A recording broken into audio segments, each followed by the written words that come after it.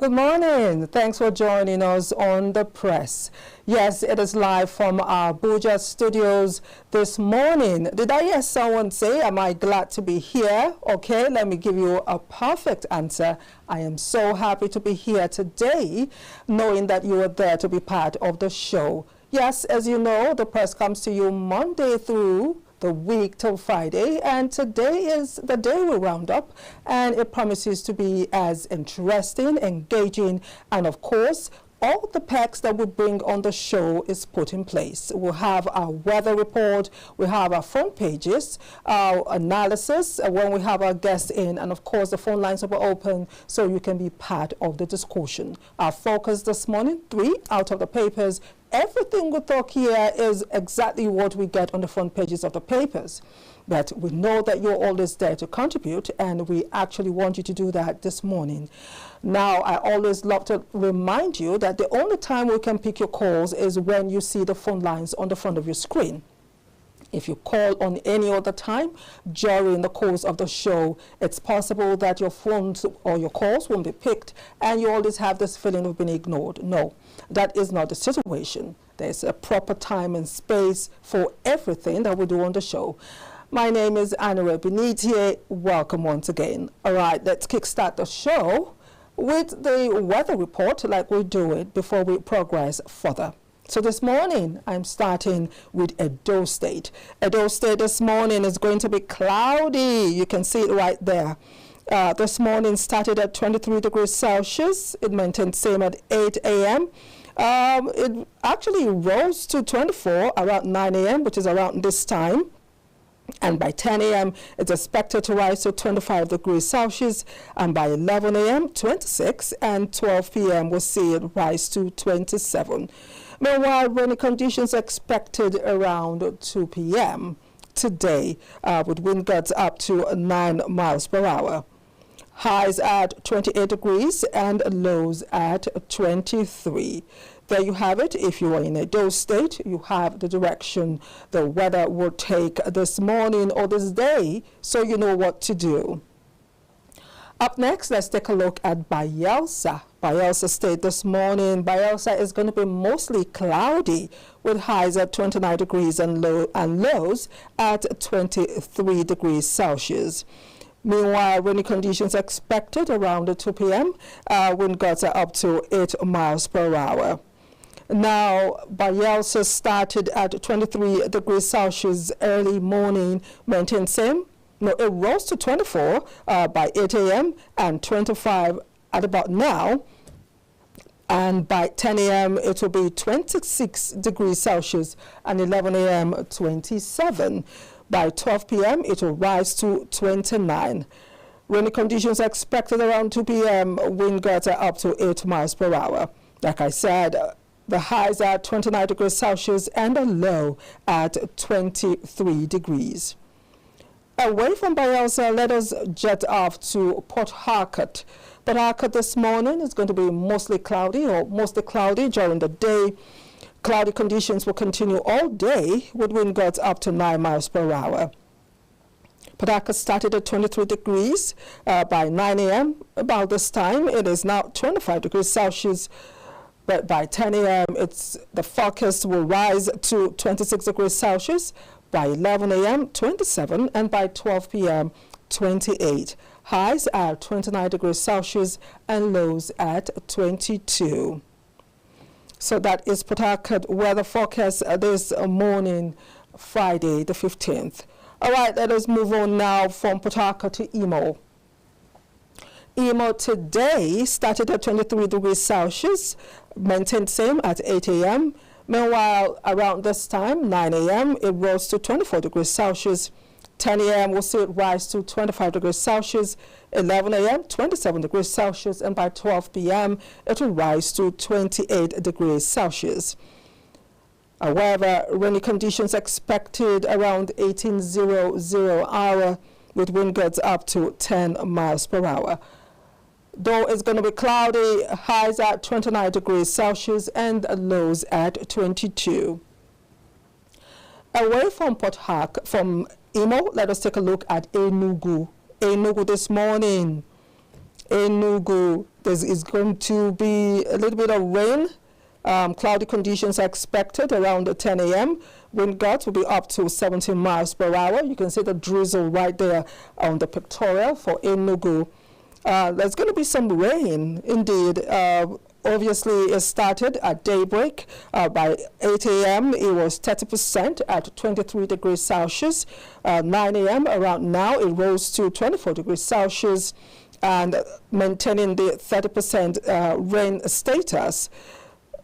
10 a.m. will be a little bit dry at 25 degrees Celsius, but by 11 a.m. is expected to start raining again at 30%, and of course a rise to 26 degrees Celsius, and the rains will continue at 30%, maintaining the same status in the weather. Highs at 27 degrees and lows at 22. All right, let us take a look at, I don't know if we have Lagos. Let me see if we have Lagos this morning. Okay, we don't have Lagos this morning. Let us now take a look at the Benue. Benue this morning. Benue will have some drizzle this morning. Highs at 26 degrees Celsius and lows at 23. Rainy conditions will continue all day. Wind gusts are up to 13 miles per hour. Now by 9 a.m., which is around now, the rain is at 60% at 24 degrees. It will rise to 70% of rain by 10 a.m. at 24, maintaining same. However, by 11 a.m., it will rise to 25 degrees Celsius at 70% of rain. And at 12 p.m., 25 degrees Celsius maintained at 65% of rain. Highs at 26 degrees and lows at 23. Away from Benue, Kano is up next. Kano, cloudy conditions are expected around 2 p.m., 14:00 hour. Wind gusts are up to 11 miles per hour.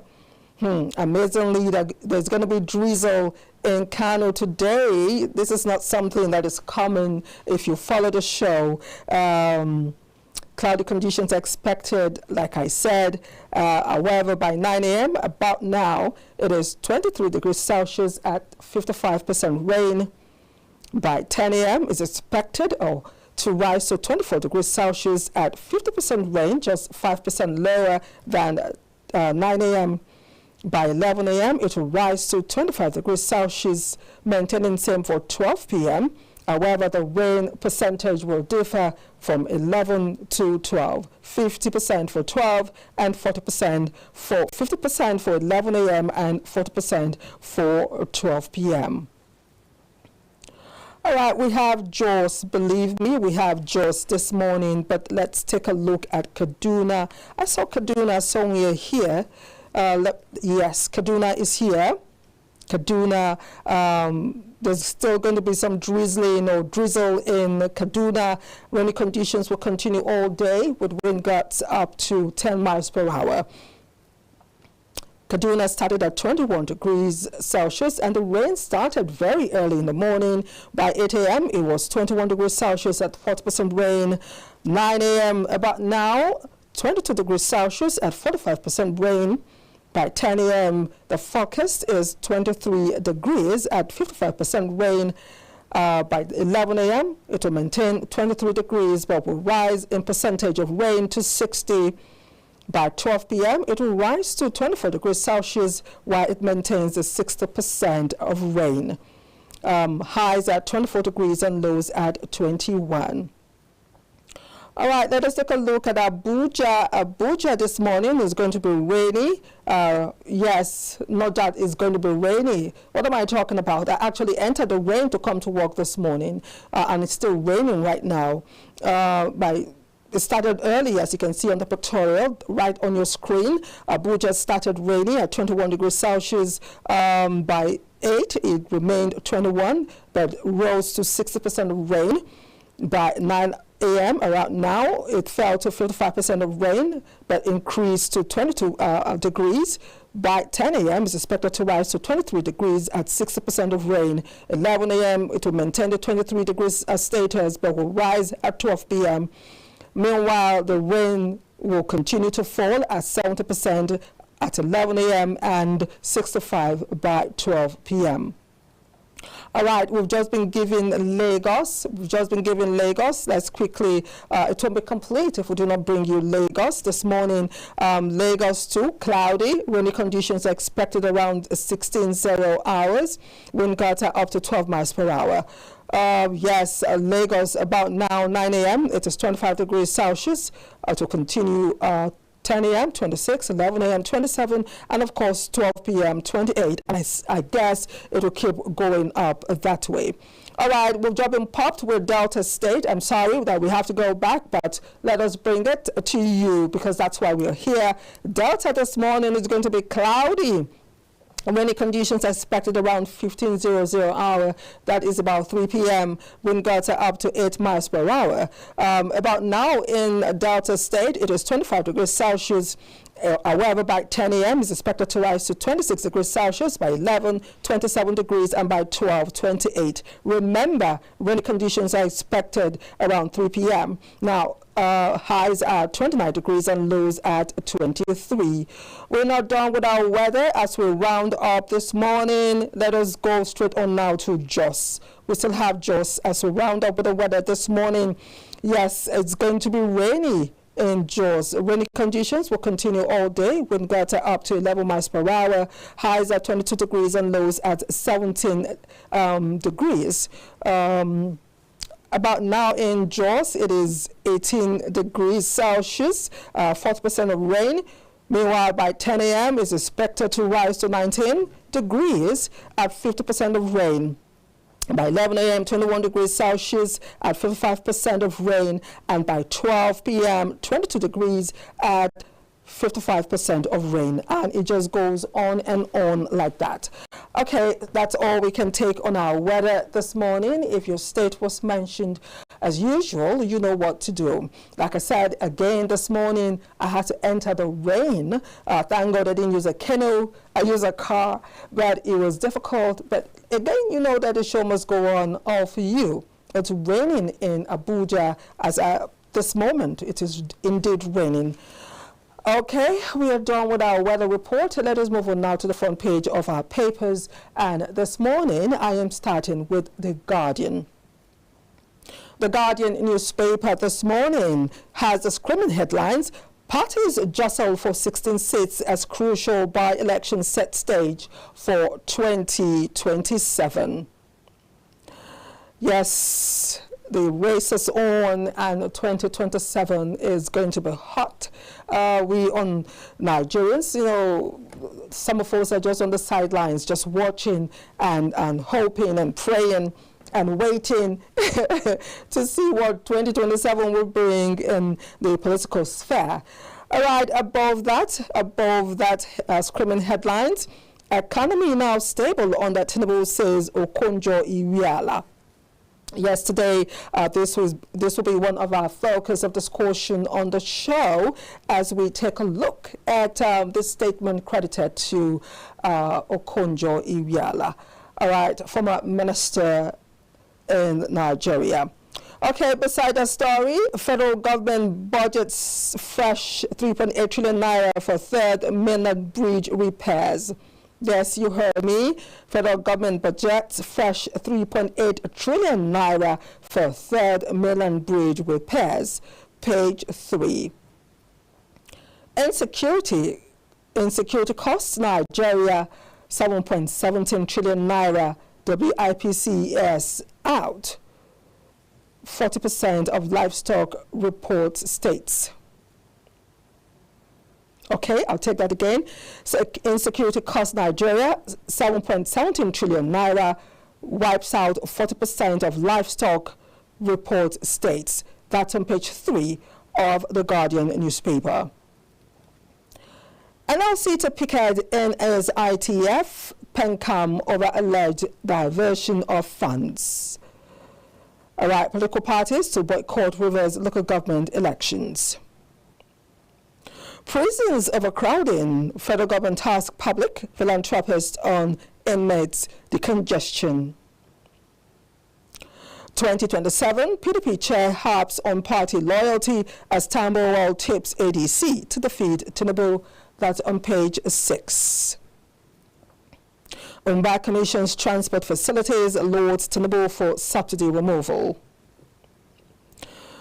Military partners REA to power key facilities with solar. All right, that is the front page of The Guardian this morning.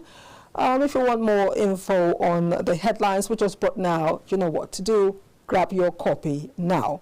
All right, let's move on now to The Punch. The Punch newspaper this morning, it says pension funds strike countdown begins as PENCOM Labour disagree. We have a rider, it says PENCOM reacts. NSITF silent as Labour issues 7-day strike notice over alleged 40% pension fund diversion. Okay, we have the Okonjo story still making the front page of The Punch this morning, just beside the mast. Okonjo Iweala's positive outlook on economy sparks political debate, and we shall be having our own debate right here on The Press when our guests arrive as we take a look at a statement. Above the mast, federal government settles 2 trillion naira contractor bills, plans 2025 capital budget spending. Page 22. Government eyes $4.5 billion oil production savings. Page 21. Tambawa fights back over 189 billion naira EFCC probe. Away from that, PDP inaugurates 44-member zoning committee, demands Wike's total loyalty. Sting operation, EFCC denies targeting Obasanjo, arraigns suspects today. Police crush armed robber operating from Lagos refuse dump. There is nothing, nothing we will not see or hear. I'm telling you, every day brings something new. You can imagine a story such as this. Police crush armed robber operating from Lagos refuse dump is the last place you will ever see or look to catch a robber, but it has happened, and I know now they're going to be focusing more on areas like that as we find a solution and answers to robberies that happen and take such a long time to solve. Away from that, by elections, INEC deploys poll materials as parties end campaigns. All right, let's move on from The Punch this morning to the next paper, and let us take a look right now at the Daily Times. The Daily Times this morning on The Press. The Daily Times scrimming headline says Tinubu has traveled 200 out of 806 days in office. Obi raises alarm. It is alarming, right? Well, you find time to call in when the phone lines are open to give us your opinion. Away from that story, we have more on the front page of the Daily Times this morning. It says, national safety not negotiable, Tunji Ojo tells a newly decorated fire chief. No region will be shut out for development drive, federal government assures. Diaspora Nigerians bring capital, expertise, global influence, says Dabiri Erawa. Federal government partners to launch $60 billion gas-powered high-speed rail. All right, that's on the front page of the Daily Times as we move on to the Daily Trust.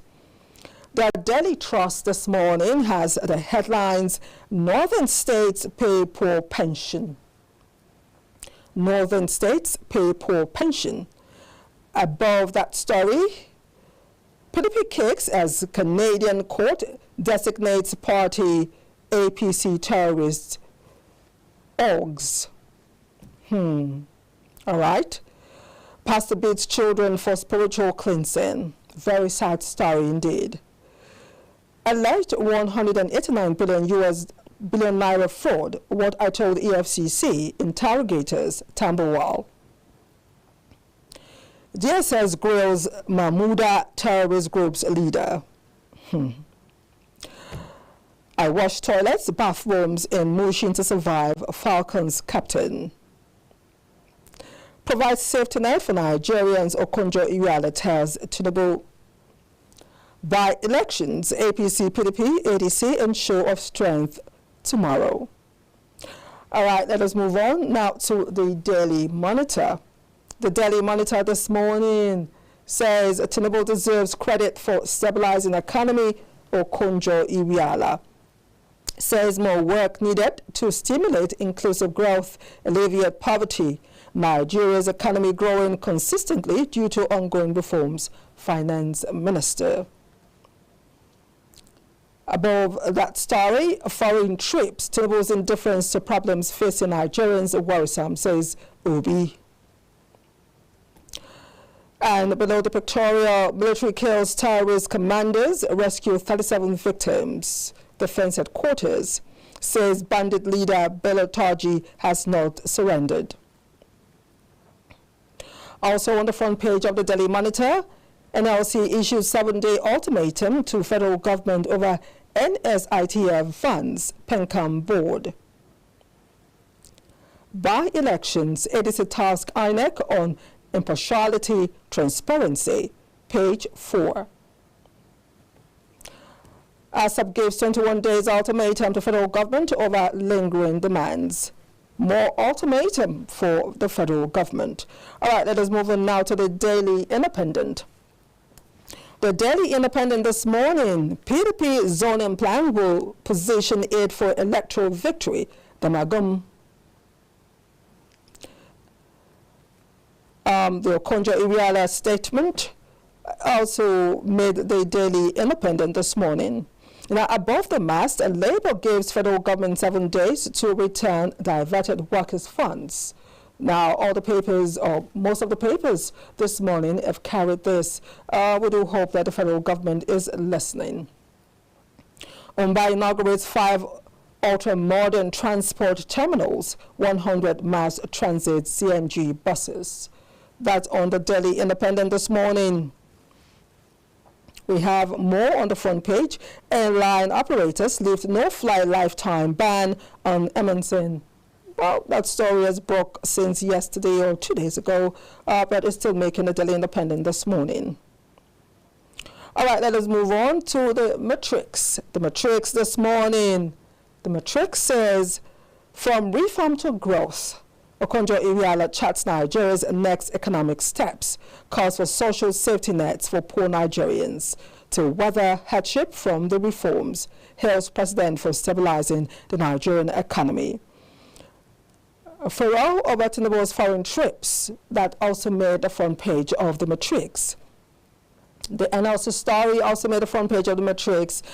But above the mast, federal government targets 7% annual GDP growth driven by private investment, others. And on entertainment, Kate Enshaw demands justice as Fina's sister loses leg in Dangote truck accident. That story has been trending since yesterday or 2 days ago. Away from entertainment, some sports, EPL returns. Focus on Arsenal, Chelsea as Liverpool move to keep trophy. Away from entertainment and sports, we still have some national stories. Atiku to opposition, unite or risk one party Nigeria. All right, let us move on now to the Voice of Liberty. The Voice of Liberty this morning. Insecurity kills 40% of Nigeria's livestock, 30 million face starvation in the north. Report. And above that, federal government to repair third mainland bridge with over 3 trillion naira umahi. Bandit leader Turji has not surrendered. Defense headquarters. Canadian court labels APC PDP terrorist groups.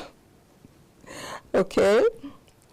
Infrastructure. FERC approves $125 million ISDB loan for Abia. Stop being a tourist president, Obi Blas Tinubu. Kaduna by-election, Governor Uba Sani bombs ADC SDP's laughable sabotage claims. Okay, this day just popped up, so let us take a look at this day newspaper this morning. The Discriminate Lines Mba inaugurates 5 ultra-modern transport terminals, 100 mass transit CNG buses. We already saw that in another paper. The Okonjo-Iweala story also made this day. Okonjo-Iweala visits Tinubu, Lord's President for stabilizing economy. Okay, let us move on to Nigerian News Direct. Nigerian News Direct this morning, it says Tinubu deserves credit for economic reforms. WTO flags internet gap as a threat to Nigeria's share in $4.25 trillion US dollars digital trade. Yes, Nasarawa Guba, I have not anointed any governorship aspirant, Governor Sule.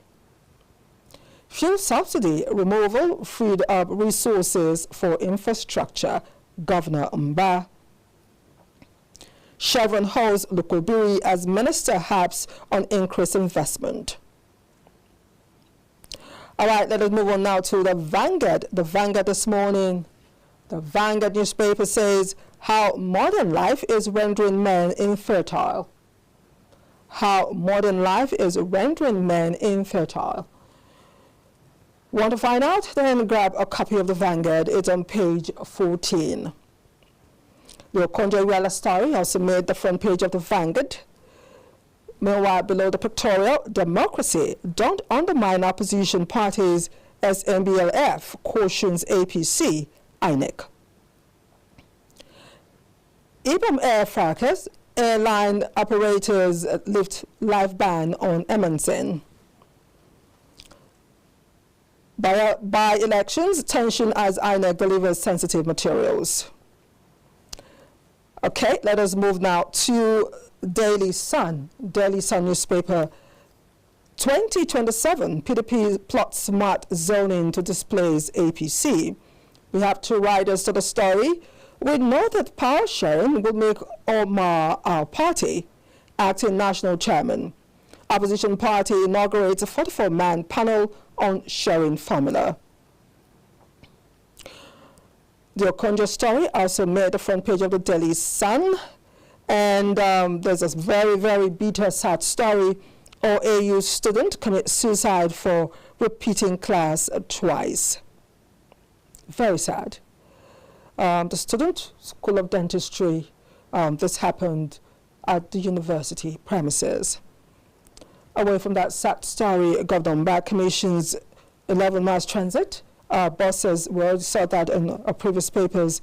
Away from that, Southeast as no excuse to lack relevance, respect in Nigeria, says Okorie.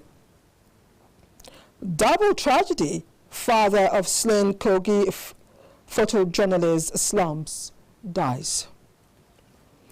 Okay, we have the Friday Al Jazeera newspaper, Nigeria Al Jazeera. It says, we are hot on the trail of Taji Defense Headquarters. We are hot on trail of Taji. We have more.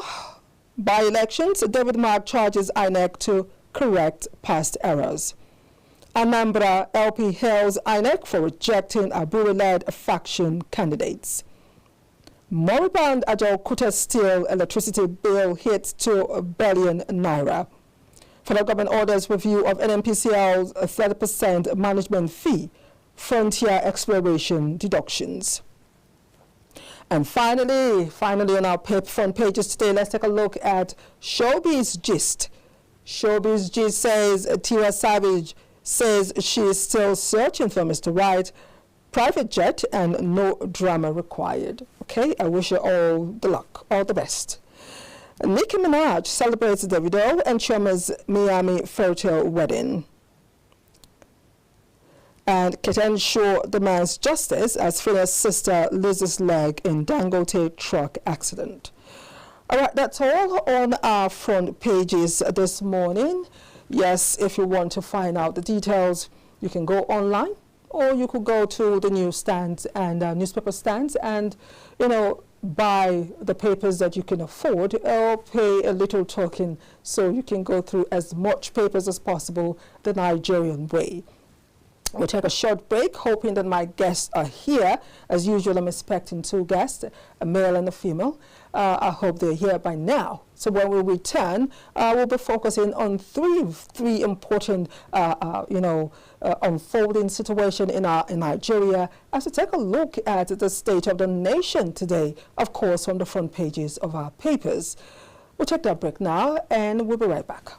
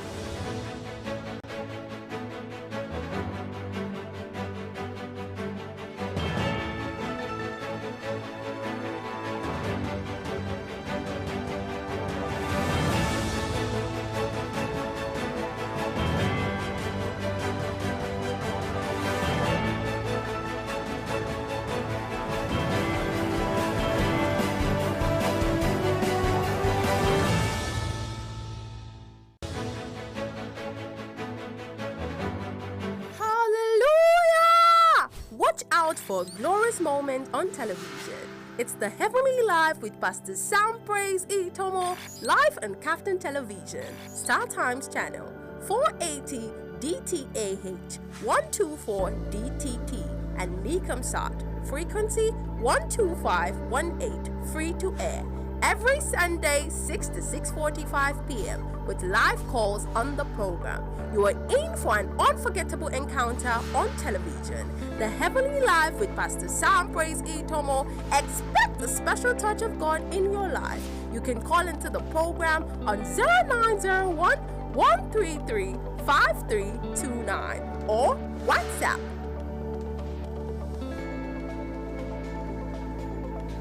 Coming to you, courtesy of Prince City Garden Ministries International, Ministers Hill, Maitama, Abuja. It's the Heavenly Life with Pastor Sam Praise Itomo. It's the best life.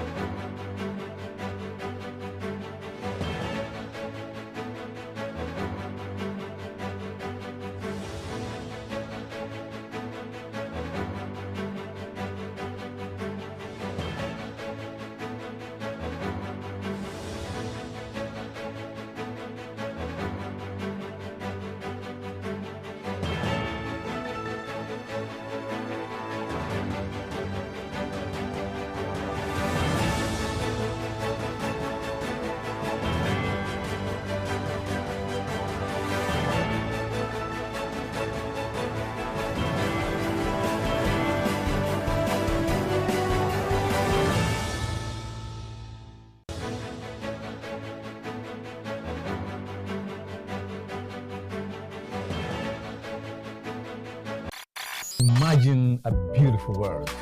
That's our slogan at KAFTAN TV. Hello there, I am Ruben Okala. Hello, I'm glad to have you join us again on the News on the Hour, reaching you live from our studio in the nation's capital.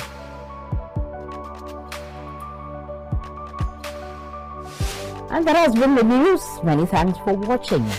My name is Fatima Abbas Hassan. I'm Biokutun Baba today. I am Kirian Lumaya. The politics of Lagos State is still very much in the hands of the leaders.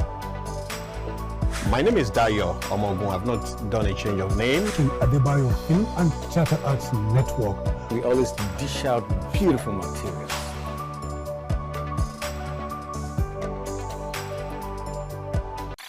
Imagine a beautiful world.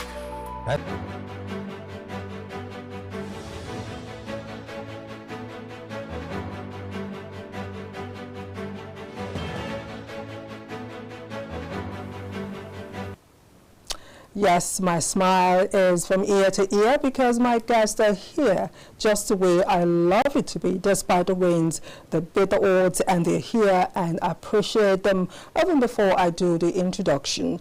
Today, we shall take a look at the state of the nation. As usual, the front pages of our papers are focused, and everything we'll talk today will be taken right from there. State of the nation, I have guests in the house to help me, dissect the topics. Let me start with a lady. She is Sharon Chiahemen. She is a social commentator and a seasoned climate change leader with over 7 years of experience spearheading high-impact projects that drive social change. She also has a background in operations and social media strategy. Sharon, it's so nice to have you on the show. You're so busy. This is your second time since almost 5 months since the last time you were here. I have chased. Appreciate the fact that you were busy, but I'm happy that you're here this morning despite the rains. And looking very beautiful. Thank you very much. I'm very happy to be here again. Thank you, Sharon. And yes, another friend that I acquired during this process is Anire Toba Owojaiye. He is a seasoned political affairs analyst, career coach, and business development consultant with over 2 decades of proven experience. He is also driven by a deep passion for Nigeria's development and well-being, the reason why he is here. Toba, it's so nice to have you once again. Thank you very much. You're also one very busy person. You're everywhere globetrotting. I'm happy once again for the third time you've been able to honor my call for us to discuss issues that concerns us as Nigerians. Thank you very much. All right, ladies and gentlemen, I did send you 3 focus we shall be taking a look at, and one is the statement credited to Dr. Ngozi Okonjo-Iweala, who is the Director General of the World Trade Organization, WTO. Now, according to her, the Tinubu administration deserves credit for stabilizing the economy, and she lauded the president's sweeping economic reforms, describing them as pivotal in restoring economic stability and laying the groundwork for sustainable growth. This is not the only topic we shall be taking a look at. Another focus is inflation. We just got a report that inflation dropped for 4th consecutive time, and we'll try to understand how that is possible in the present Nigeria that we live in. If it goes beyond the papers, or there's something that we are not seeing as Nigerians, or there's something more to learn as Nigerians, as my guest this morning will be telling us, their point of view on these emerging topics. Then, of course, finally, our third focus is insecurity. Where we have reports saying that the Independent National Electoral Commission has moved continuous voter registration centers from its offices in 4 Borno State local government areas to Maiduguri, the state capital, citing security and safety concerns. However, noted that the entire exercise will be conducted in 3 phases, starting from August 18th, 2025 to August 30th, 2026. So there you have it. This is our core focus this morning. And let us start from the first, which is the statement credited to Director General of the World Trade Organization, Dr. Ngozi Okonjo-Iweala, saying that the Nigerian economy, has stabilized under Tinubu. And I'm starting with the lady, which is, of course, the right thing to do. So, Sharon, this morning, it is over to you as we find your reaction. I'm picking a tip right now to this statement by Dr. Ngozi Okonjo-Iweala. Your take on this statement. All right, so first, thank you for having me again. And second, this is a very interesting story or headline to look at this morning. And two things I want to establish first is, number one, this is the Director General of the World Trade Organization. She's a seasoned economist. She has a background in finance. You know, she's an authority figure when it comes to macroeconomics and, all of that. I am not an economist by training, so whatever it is I'll be saying will not be from a professional standpoint of understanding of macroeconomics, but somebody who works in the social impact space that is very close to the grassroots, that gets to interact with the lived realities of the ordinary Nigerians. I want to say that there's like something is not adding up. The figures look good on paper, saying it has been stabilized under this economy. Those figures don't mean anything to the ordinary Nigerian. They don't care if the World Trade Organization says that, for the first time in 4 years, Nigeria's whatever has dropped by 40%. Is that the reality for them? As long as it doesn't translate into their lived realities, those figures don't make. In fact, they don't even believe it. If you tell them that, all the governments in the world are saying, wow, Nigeria has moved 30 places up, as long as their own lived reality, what they are seeing on the street every single day, has not improved, then it doesn't equate. So it's almost like you're looking at reality and fiction. Like, they are saying this. I mean, the professionals are saying this. I mean, Ngozi has said this now, and she's a professional. I can't come out and say, what she's saying is wrong. But I just wish that there was a way that those figures on paper can translate into tangible realities. I mean, you're saying that inflation has dropped, but we're seeing that food inflation is still at least 28% or more, and the year is almost ending. It has still not dropped since the year started. I think I saw something that you also put up, from telecoms cost to food to, just everything is still very, very high, and the purchasing power is, I think, one of the major issues that we have, because you may say that money has increased in circulation, the economy is getting larger, people are earning more money, there are more jobs, but somebody that is earning more money, let's say what you call more money is maybe the person has a 500,000 naira salary, but what that can get the person for 500,000 naira is presently it's not making sense. So you tell the person that, this regime has brought down the inflation. The person is asking you, but how? I mean, yesterday I could get a particular quantity of food for this amount, but now I'm getting less than half of that ordinary quantity for ×2 of the money. So yes, she may be right with the figures and the economies and the jargons, that the economist jargons, but for the ordinary Nigerian, it's not translating into tangible physical evidence for us. So like you say, it's just like fact and fiction. It's like the more you look, the less you see, not balancing at all. So Toba, you've heard what Sharon, the opening that Sharon has given to us. I don't know if you have something different in terms of this statement credited to Dr. Ngozi Okonjo-Iweala, representing the WTO. Tinubu's administration deserves credit for stabilizing the economy. She has lauded him, saying that his sweeping economic reforms can be described as pivotal towards that. So I really want your reaction to that statement. What she said is correct, but other things she said has not been brought to light. It's just this part that is being pushed. She said that the president needs to now grow the economy. She has not said he's doing wonders. She said he has stabilized the economy. What needs to be done now is for the economy to grow and for him to put a stronger safety net for the poor. So her statement must be carried along with these other things. It's not a standalone. Okay. She's saying that, yes, the economy has been stabilized, and I agree with her. That the economy has stabilized? Yes. Okay. It has not solved all our problems. You see, there's a global economy, there's an African economy, there's a Nigerian economy, and it needs to trickle. There are policies that the people who put in their funds need to see for them to bring their funds in. And you need funds in. You need to do infrastructure, you need to put in some security, you need to do a lot of things, you need to remove subsidy at some point. It's tough, but you see, this is the way Nigeria had to go. I've said it on this station many times. We are painfully, slowly in the right direction. It's painful, it's slow, it's like having a wound and your bandage being ripped off. Tinubu could have done a better, easier, softer job of removing the bandage on us. But there are things that were going really, really wrong. The last refinery we had in Nigeria was created in 1984.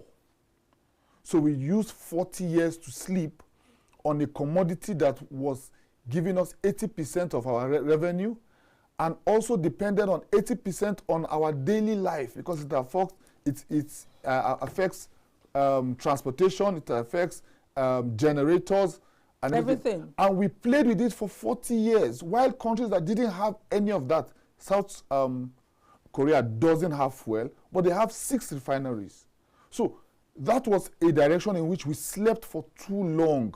Are we awake now? That's what I'm saying, that at least we have a refinery now, though private driven, which is still policy, that is now exporting to India and USA.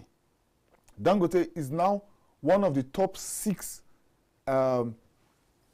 businesses whose fuel is now in other countries. And this is a step in the right direction. We are seeing BOA also coming up. His own refinery is making progress. We need to see our refinery in private hands. We need to see, for the first time we are hearing that real estate has surpassed fuel in revenue in Nigeria. We need to see our economy begin to move away from just oil, oil, oil. These are the things that she is pointing towards.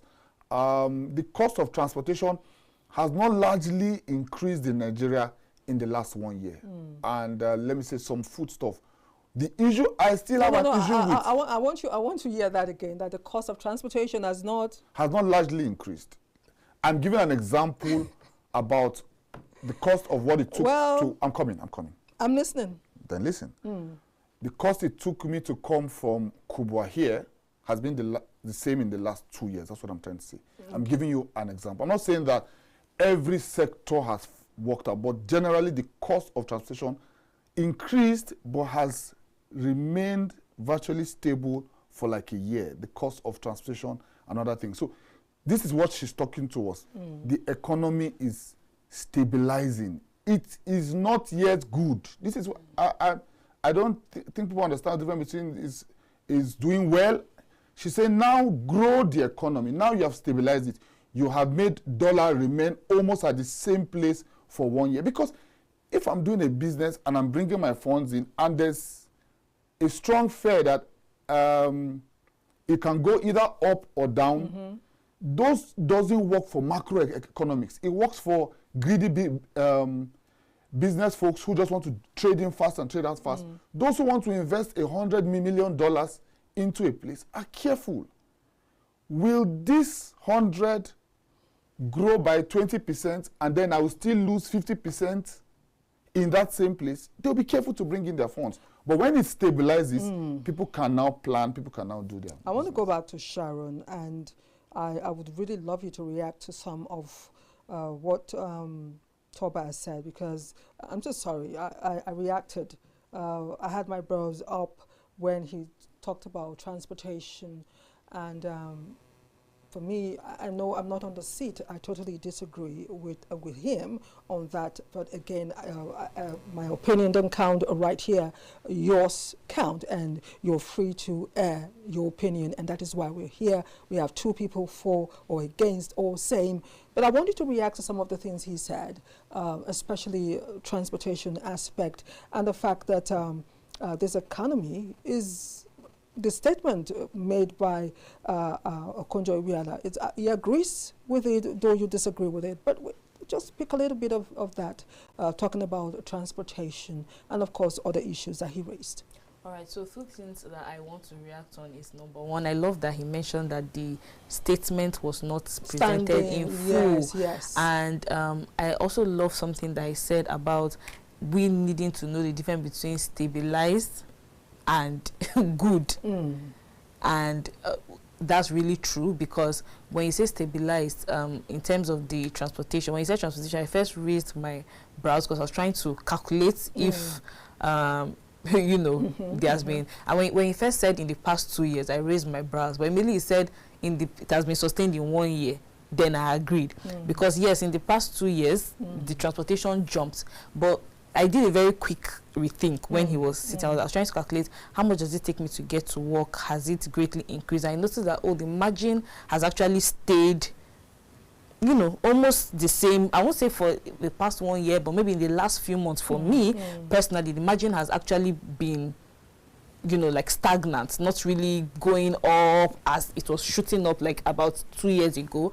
And then in terms of the dollar rate, which controls like a lot of things in the country, like I said, like it's not just even internal business. If anybody wants to invest, not just in businesses but like in the economy as a whole, they are looking at the stability and truly.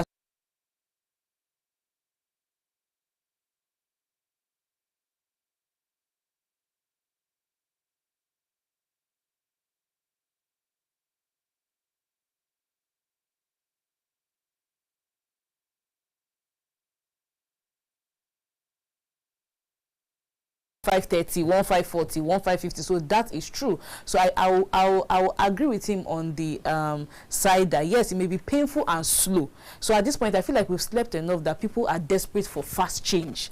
But if we've slept on things for 40 years, 30 years, then we shouldn't expect exponential growth. So yes, I agree that based on some factors, we may be going, but it's very slow and very painful and almost insignificant.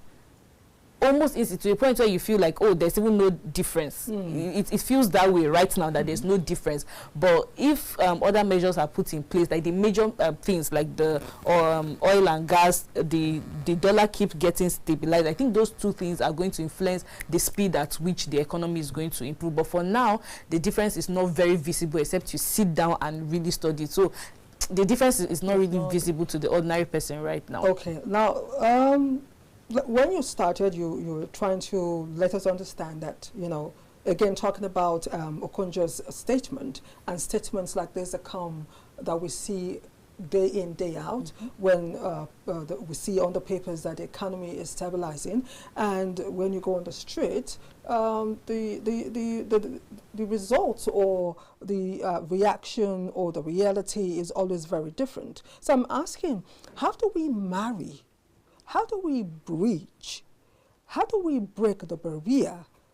How do we ensure that the statistics given to government, in your opinion, the statistics always and often given to by government or seen on the front pages of our papers, how do we marry that with the reality on ground? Because we've established here that when we see reports like this, it doesn't reflect reality. It doesn't. Day in, day out, every analysis that you have on different stations, on radio stations, is the same. The realities on paper do not reflect the realities on ground. In reality, the common man on the streets, those at the market, those who make up the population, these are just few people governing us. How do we marry governance with the reality on the street, in your opinion? So we have the figures saying what we feel and not what government is telling us. All right, beautiful. I love that. And once again, permits me to steal something from what he said. He said macro economies and everything, it trickles down. Okay. So I want to start by saying that most of the problems that we're complaining about in Nigeria is not unique to us. If you are, you know, conversant with the global news outside of Nigeria, you see that I think every economy right now is going through it. The UK, the US, everywhere you check their own news, people are complaining about inflation. In the US, people are complaining about different things. I feel like right now, globally, the difference is they give you the statistics that are on ground, and it showcases or reflects what is on ground. Not different from what's one instance on paper and something different on ground. So how do we breach this in Nigeria? So looking at that, I want to say that there are two factors here. For the common man or the citizens, there's the angle of emotions and myself. The government is saying the entire country has increased by 17, but me, one person, it's not 17%. And we need to realize that when it comes to economies, governing a nation, moving a country out of the Great Depression and debt that we've gone through, we cannot work on emotions, sadly, right? So if the figures, or we need to put some things in place that don't make sense to the ordinary person, all these figures they are calling, the parameters that are calling, don't make sense to you, but if that's what the government needs to work on to make sure that maybe in the next 2 to 4 years the other things you are complaining about works, I just think the problem that Nigerians have given up on the government. So right now, no matter what the government says, that oh yes, we know that this is the problem, this is your personal problem, but we need to solve this. So we can give you a short-term success now, make sure we crash the price of food and all of that. But from the systems and structures we've put behind, if we work on this for the next 2 to 4 years, then in the next 5 years and forever, this thing you are complaining about will no longer be a problem. I don't know if that makes sense. So there's the emotional part of solve this one now. But we think that running an economy like Nigeria is not 2 million people, 2,000 people.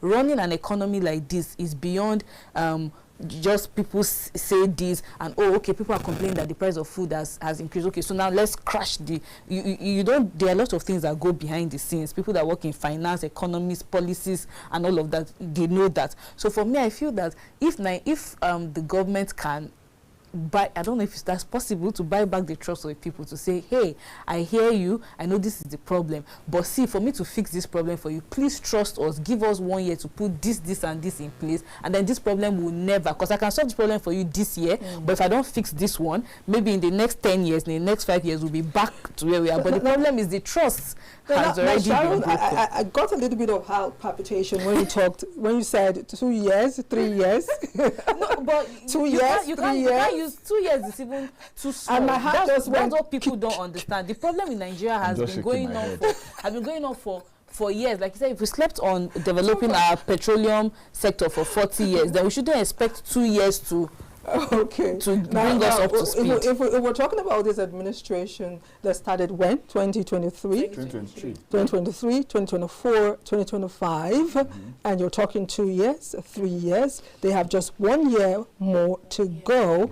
So that is, okay, let me go back to Toba, who says he's just shaking his head. Toba, when an African or a Nigerian father or mother shakes her head or his head, then there's something going on. So why are you shaking your head? Is it something that I said, or is it something you said? I agree with her. React to what exactly is making you shake your head? I think I'll find it. I will find it while we talk. No, tell me, please. Tell me. I want to know.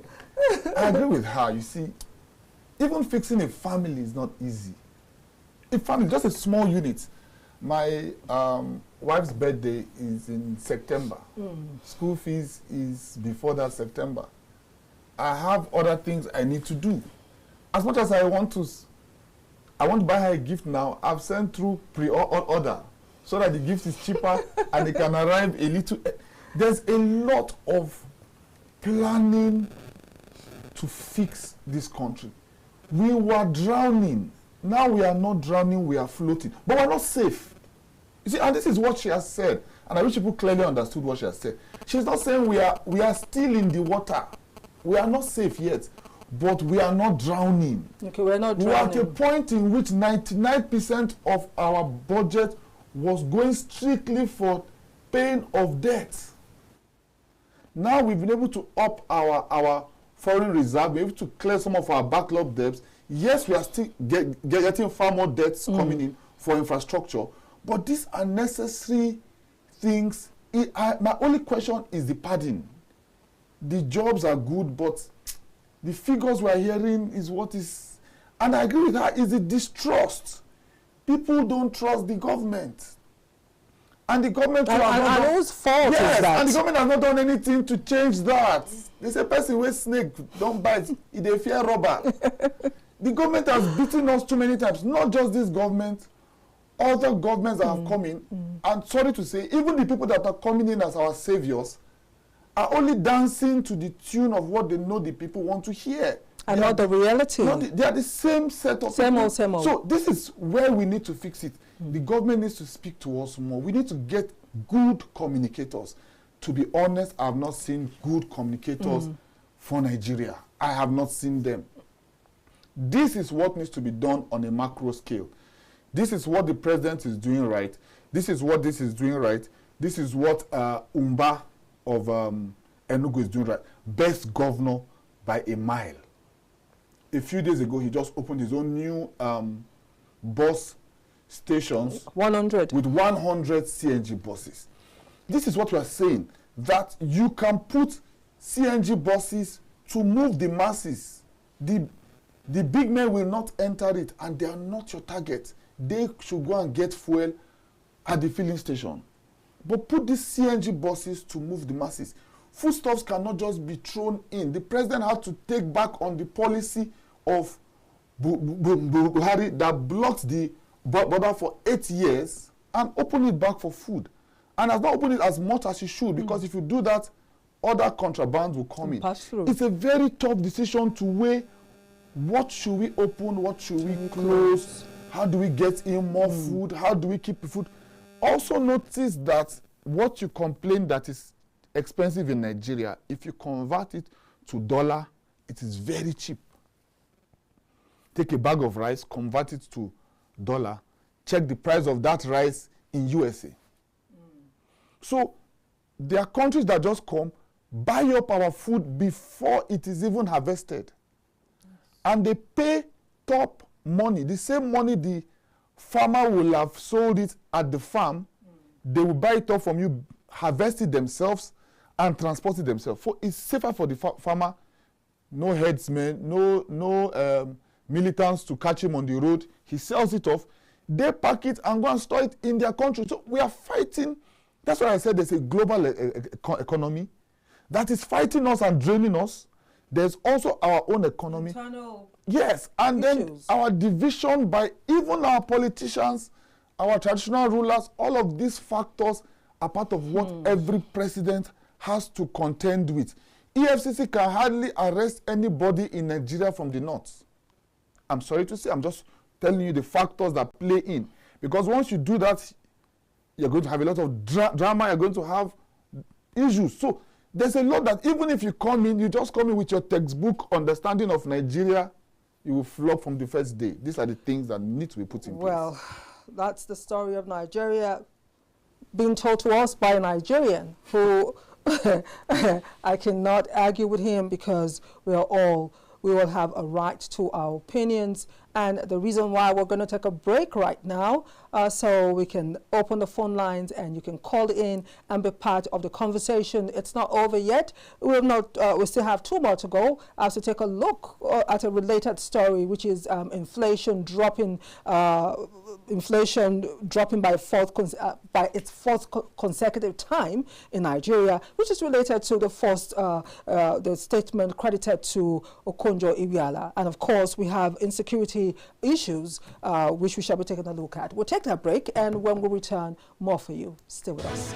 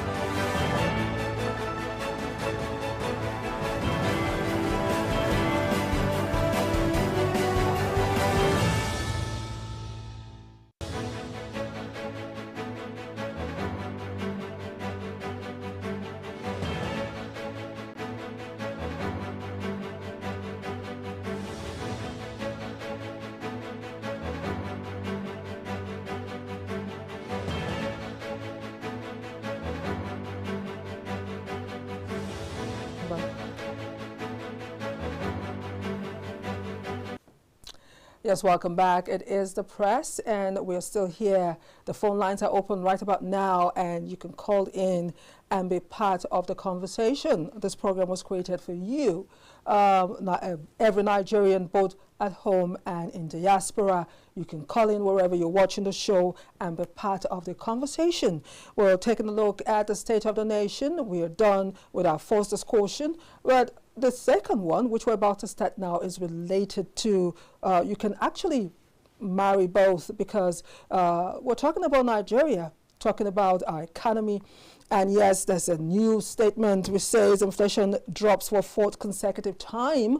I still want us to talk about it because the figures are not tallying, and we keep having this. In July, we did have the statistics saying it fell, and it will continue to fall. And now in August, we've gotten this report that inflation dropped for the 4th consecutive time. And on the front page of the Nation newspaper, it says Forex food push rate down. Forex food push rate down. I just want to understand, Sharon, how possible this is. I know before the break we were talking about the statement credited to Okonjo-Iweala. Of course, we talked about the economy, as it were, but there's something different for the front page to give us the statistics that inflation has dropped and that Forex food actually pushed it down. For me, it's like a paradox, but I would also want your reaction to this. How true? The Forex. Okay. Like I said, the communications for both parties needs to understand the meaning of statements that they use. Okay. When you say Forex has dropped, immediately what somebody is thinking about is, 475 naira. 5 years ago, 6 years ago, it was 500. Now it's still 1,500. Telling me it has dropped. It has dropped. Maybe say it's dropping. Not dropped. Not that it has dropped. It is dropping. Or if you say it's dropped, I think they should also be giving timelines. Like, oh, between now to now, it dropped. But you give blank, vague statement, like, oh, it has dropped. The other Nigerians, because Nigerians are always thinking of good old days. We are thinking far back. We're holding on to good old days. So when you say it has dropped, they are already thinking, but it used to be 400 and now it's 1,500. Telling me it has dropped. It has not dropped. They begin to argue. So you have to explain that, oh, we're talking about, oh, between this time to this time. So I also think those statements need to be given time duration. It has dropped or it is dropping. And like I said earlier, yes, this year, in fact, for the past 3 to 4 months, Forex has been a bit stable. It has not left the 1,500s, as I call it. I think it has gone down to 1,400, the 400s just once, but it has not gone above 1,500s. So yes, I can personally, for someone that deals a lot for, I would say yes, it has stabilized, but not that it has dropped, because we've not gone back to the way the 700, 400, and the rest. Yes, and then for food, like you keep on saying, I totally disagree. With Forex, I'm saying that it's dropping, it has stabilized, it has not dropped. With food, I disagree completely. Food has not dropped. Food has not dropped. In fact, I think one of the greatest factors that makes Nigerians to not believe anything the government is saying is because food is like everybody eats. Food is one of the, you cannot do without. Some people can decide to work remotely, they are not using fuel, so the transportation is not their problem. But food, everybody eats. Everybody goes to the market and they are seeing, even the markets that we used to know in Abuja, special market that you go there, you can get food cheaper. Even the difference between the price there and the ordinary market in town now is no longer that much. So when you add in your transport, let me just buy for like a crate of eggs. A crate of eggs that we used to buy for 800, 1, 2. Now you go somewhere and they give you a crate of eggs for 6,000. You're like, this is a good customer. And the eggs are super tiny. Tiny eggs. And food is one thing that I know, like transport. Like he earlier said, transport within the past 1 year has been within the same range. Forex has been within the same. But every day you go to the market, food price is increasing. Like it's never going down. Every single day I go to the market, I say, So these days there's a joke that if you go to the market to buy something, they tell you want to buy it there and now. Because when you come back in the evening, not the next day, not next week, not at the end of the month, you come back in the evening, it's no longer want to. And these days they don't beg you in the market anymore. They tell you your price, you argue, they throw away their faces. The food prices are not going down. So for Forex, yes, it's dropping. But for food, food is not dropping. In fact, food is is getting out of hand. Yes, food is getting out of hand. So there you have it. Inflation drops for 4th consecutive time. Forex food push rate down. Sharon has given an analysis of the front page. I want your own analysis. Yeah, she said it wonderfully. Forex, she has explained that. Inflation is the first word people need to understand. Inflation is the rise in the prices and the cost of food and services. So if inflation rose by 25% before, and now it rises by only 5%, that is a drop in inflation. That's a drop in the rise. So it's not saying it is cheaper. You see, that's why I say it's a play on words. Inflation is the rise. So it is not rising as fast as it was before. But of course, like she said, there has to be a time frame. Let's say it is not rising as fast as it was 2 years ago. Yes, it's rising, but it's not rising as fast as that jump we saw 2 years ago. So it's this play of words and knowledge that the politicians, opposition, and those always used to play. I agree with her on the food issue. I'll just use this opportunity to say that food cannot be fixed overnight.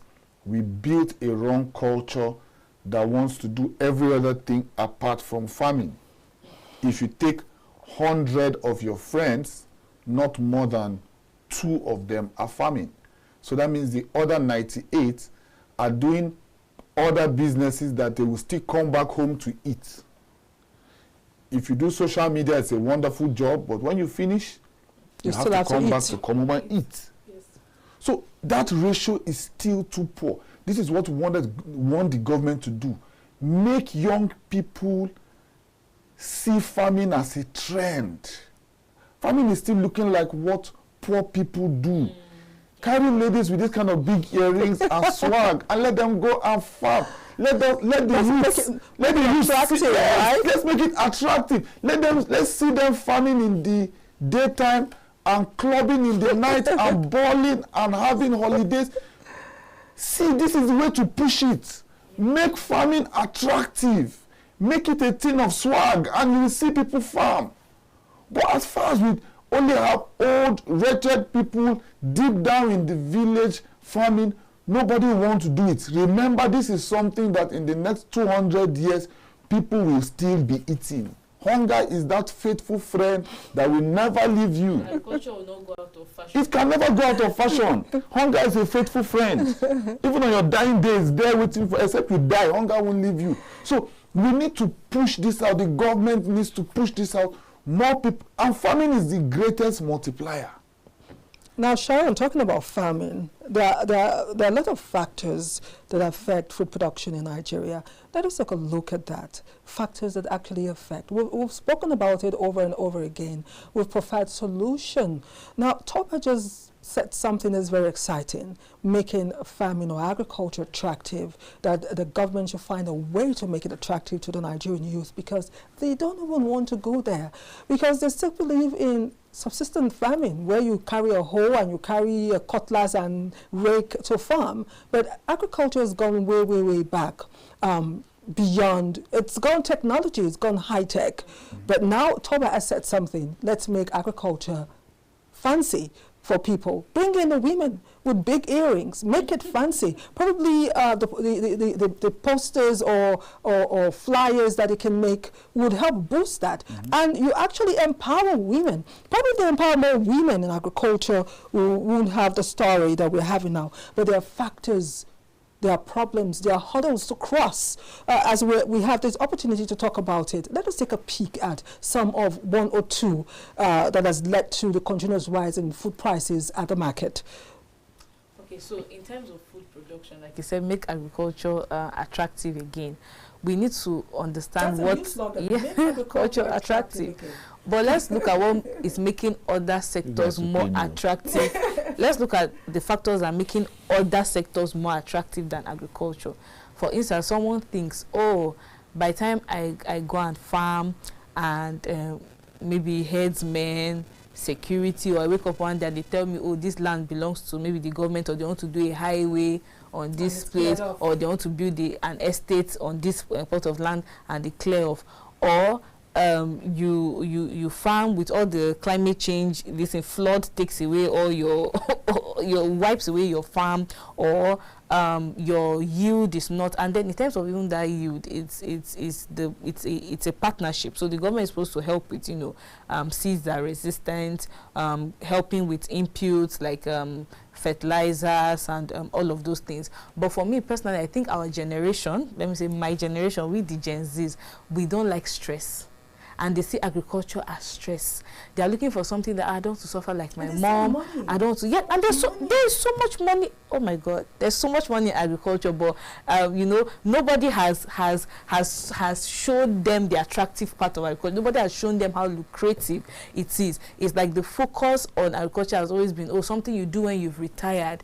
You are finished with city life, then you go to the farmland your father left for you, and then you just go and farm so that you just keep yourself alive. What if we let them know that in your young, youthful age, with your energy, with all of those things, it's not a waste to put into agriculture? Like you said, that's one of the things. Hunger is a faithful friend, right? So you let them know that, oh, maybe this social media that you're doing, for instance, that's the one that I'm used to. Social media is always changing. You're a star on Instagram. Now a new social media platform comes out, they can discard you. Right, and then you start looking for a way to build another platform. Or now it's rain. What is raining now is, oh, everybody is a medical doctor. There was a time that everybody wanted their child to be a medical doctor. Now everybody wants their child to be in tech, do this, do that. It keeps on evolving. Agriculture is the only thing that, whether it evolves or it remains the same, it remains useful. Yeah. So we need to start highlighting the positive parts of agriculture. The same way we let people know that, oh, working remotely means you don't do this, you don't suffer in traffic, you're not spending money on transport, you're earning in this and that. If we keep on focusing on the positive part of, you know, agriculture, and then the government supports those that are actually going into the sector, making sure that they are also making profits from, not the one you've put all your energy, put all your money on the farm, and then you go to the market to sell, and then you're at a loss, or there are policies that are not allowing you to export, or all of those things. So it's a dicey situation. But personally, I'm pro farming, like I'm pro agriculture. Maybe it's because I'm from the food basket, but I've seen what farming can do. I've seen the beauty of farming, and I encourage everybody that farming, don't wait until you're old. Start small, and you see the benefits. You see the benefit. Please, the calls are not coming in anymore. I don't know why it happens. I don't know if it's always like this. People call when they're not supposed to call, and when the phone lines are opened, they just go away. That reason why I explain every time I start the show on my bit. Please wait until you see the phone lines on your screen before you call in.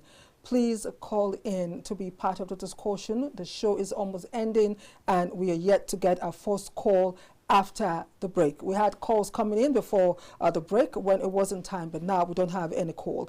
Now, let us quickly move on to our last topic because of time, which says insecurity forces INEC to relocate voter registration centers from 4 Borno councils. This is a reality as the exercise, that is continuous voters exercise in Borno State, has been halted in some local council areas because of insecurity. And well, there's been so much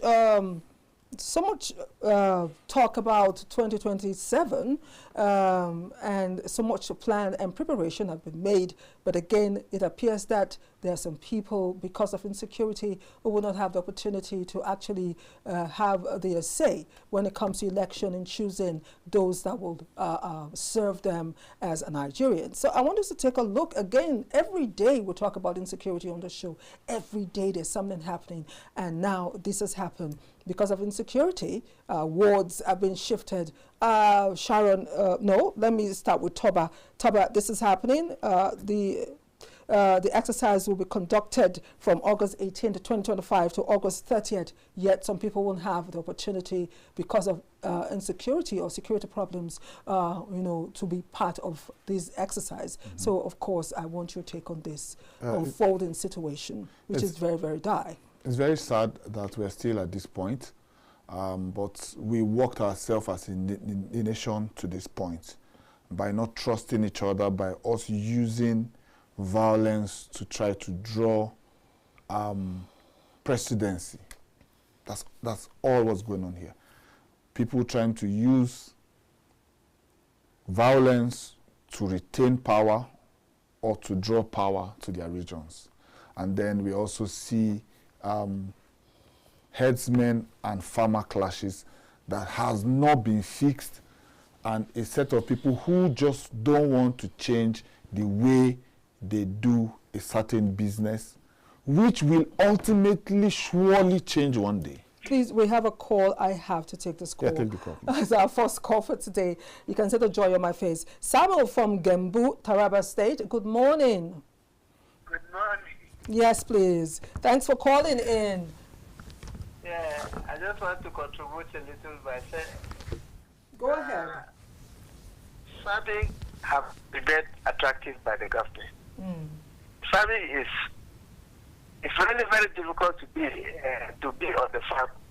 But what I want to say is the government should make it more attractive by applying what the farmers need at a reachable level.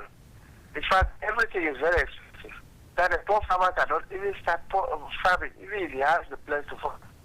When he farms and there are no inputs, he cannot harvest what he will make him attractive, or that will make him happy that he has achieved something. In fact, the poor farmers always lost out and had to farm. That is one of the issues that is bothering them. They want to farm, and the means to farm are not there.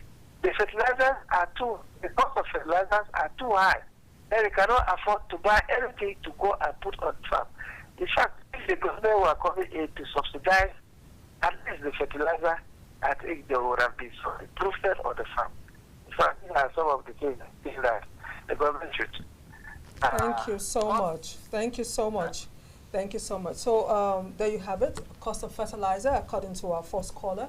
I thank you for calling in. Please bring the calls in before we go. We'll take the calls, though we don't have much time. We'll take the calls. So there you have cost of fertilizer, talking about reasons why, we have food, we don't have enough food in the market. So I, of course, want you to continue. Yeah, so I'll continue on that, on what I was saying. So we need to have a level of trust between the different regions of this country. Once that is established, all these people who are taking advantage of these fights will back off. This is just a continuous drama, but I can assure you that when election reaches, election will take place in these 4 places, these 4 local governments. There has never been an election in Nigeria that we didn't get votes from every single part. So you see, this drag will continue, but once it's election time, all the fights stop for like a week or 2. I really don't understand how that happens. For like 2 weeks again, you won't see any fight again. There will be election everywhere around the country. Then once a leader is chosen, then we are back to this. So this tells me this is not just normal. There's a drama, there's a distrust between our differences, between the North and the South, between the swing of politics. Once this is fixed, we are not like whites. We have not developed to where we say we just vote people based on their competence. I don't see us getting there in 20 years. Power will still be a factor to play in. Once power goes from the North to the South easily, from the South back to the North easily, after a while, we will not need to keep all these wild dogs we are keeping to try to draw power back to our region. We have a call. Yes, I'm so sorry. That's okay. Good morning. Good morning, What's your sir. name, please, and where are you calling from? Good morning, my name is Mazi calling from Boston. Okay, thank you, Mazi. Go ahead. Yes, my main concern in this issue of labor and the pension money. Go ahead. Honestly speaking, it is not good for one to suffer for 35 years, making your own savings when they deduct your employer will be deducting. At the time of come and have rosy life, they will be telling you that another snake, lizard, or another scorpion have disappeared with the money, so-called the government have transferred it. Please, I'm just calling your authority concern, please, bring back the money wherever they have taken it to. Return it to the coffin so that when the people retire, they go back. For our system of Konjiwara, for what he said, some people don't understand this safety, security, or social safety. There's something that what the people at the Nigeria think that how to keep food on the table. Government says it's a long time problem, but the thing is that what will people be doing now? Are we going to wait till we see human being corpses on the road before we say the deed food is okay? But time will tell. God will help us. Wait. Okay, time will tell, God will help us, but because of time, I need to quickly go to Sharon to react to the situation in Borno State, where insecurity has forced INEC to relocate voter registration centers from 4 local government councils to the main town, Maiduguri. One thing I'll say first of all is insecurity is one of the issues that I think allegedly they are not doing enough to stop, because how hard is it? I feel like among all the other, insecurity is one of the easiest ones to solve, because we're there when all of these things started. We allowed it to grow. We allowed insurgents to get away and still live amongst us, and things happen. I mean, you kill 200 people in Yellow Water and you move, nobody is apprehended, not even one person is caught. When they are not ghosts, they are not caught. It gives them audacity to say, okay, I can keep on doing things like that. And number 2, who benefits sometimes from this act of violence and insecurity? Like you said, you are the one keeping the wild dogs to use them, because all this election violence, right? People are not that patriotic to say, my brother must sit on the presidency seat. Somebody is either rewarding them before or after they take that violence. So for someone like me that is I'm not affiliated with any political party, I will not endanger myself and say I want to go out during election and go and kill people. For what reward? There has to be a reward. I'm not just going to cause violence for nothing. Either somebody is going to reward me and say thank you for hijacking this polling unit and making sure that I won there. So if somebody, if they are doing the act, it means there's somebody that should, as long as there's a reward for that, they will not stop. And lastly, why are these people, why do we have such a growing number of people that are taking to violence? For someone like me that is gainfully employed, living my life I will not leave Abuja, leave my job, take permission from my boss, and then go to my state to go and fight so that my preferred candidate will win. It's because these people are not gainfully employed. If they are gainfully employed and their mindset is they are being educated properly, you will not be able to. What do you want to give them in exchange for them putting their life on the line? Time is never our friend. We've been told that we're almost running out of time. I wish we could go on and on discussing this topic. Look, believe me, the calls have been coming in so far. 21 missed calls. I tell you, it is not. I'm not happy that we have situations like this. Please, once the phone lines are open, call in and be part of the discussion. The calls are coming in when the show is rounding up.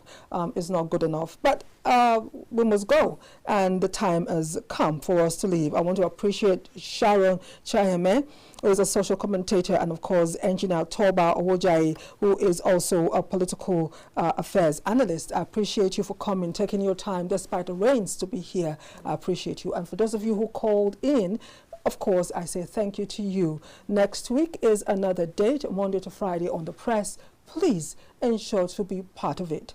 I am Anire Binitie. Like I love to say on the show, keep your head up and be good. Bye for now.